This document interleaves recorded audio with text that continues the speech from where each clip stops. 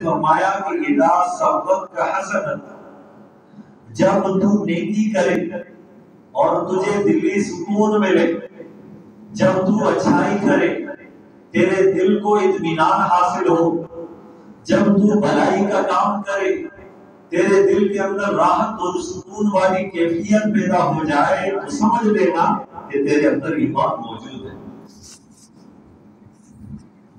اور پھر فرمایا دوسرے جملے میں، اور جب تو برائی کرے تو برائی کے بعد تیرے دل کے اندر ندامت پیدا ہو جائے، پریشانی لاحق ہو جائے، دل کے اندر ایک تڑپ پیدا ہو جائے، تڑپ پیدا ہو جائے کہ یہ مجھ سے کیا ہو گیا۔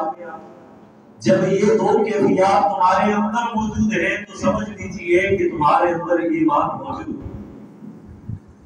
اب ذرا ہم دیکھیں کہ ہم نیکی کے کام کرتے ہیں، دل کو سکون ملتا ہے یا نہیں ملتا؟ اگر ملتا ہے تو ایمان کی دلیل ہے، نہیں ملتا تو فکر کی بات ہے۔ برائی کرتا ہوں یا برائی ہوتے ہوئے دیکھتا ہوں، دل مچلتا ہے یا نہیں؟ دل کے اندر تڑپ پیدا ہوتی ہے یا نہیں؟ دل کے اندر کڑن پیدا ہوتی ہے یا نہیں؟ اگر ہوتی ہے تو یہ ایمان کی علامت ہے، نہیں ہوتی تو فکر اور تشویش کی بات۔ یہی سمجھ لیجیے اس کی مثال، جس طرح کے کوئی سانپ کا کاٹا، جس سانپ نے کسی شخص کو کاٹ لیا، اس کی کیفیت کیا ہوتی ہے کہ اس کے منہ کے اندر کڑواہٹ ختم ہو جاتی ہے۔ اس کو کوئی بھی کڑوی چیز اس کو کھلائے، اس وقت اس کے منہ کا ذائقہ وہ ختم ہو جاتا ہے۔ اس کو جتنی مرضی کڑوی چیز دی جائے اسے پتہ نہیں چلتا۔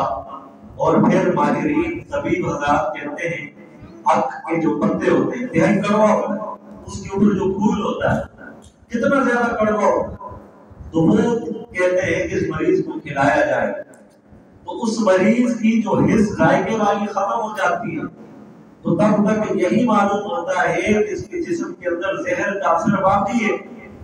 لیکن جیسے ہی زبان پر کڑواہٹ کا اثر ظاہر ہوتا ہے تو پھر پتہ چلتا ہے کہ وہ زہر کا اثر آہستہ آہستہ ختم ہوتا جاتا ہے۔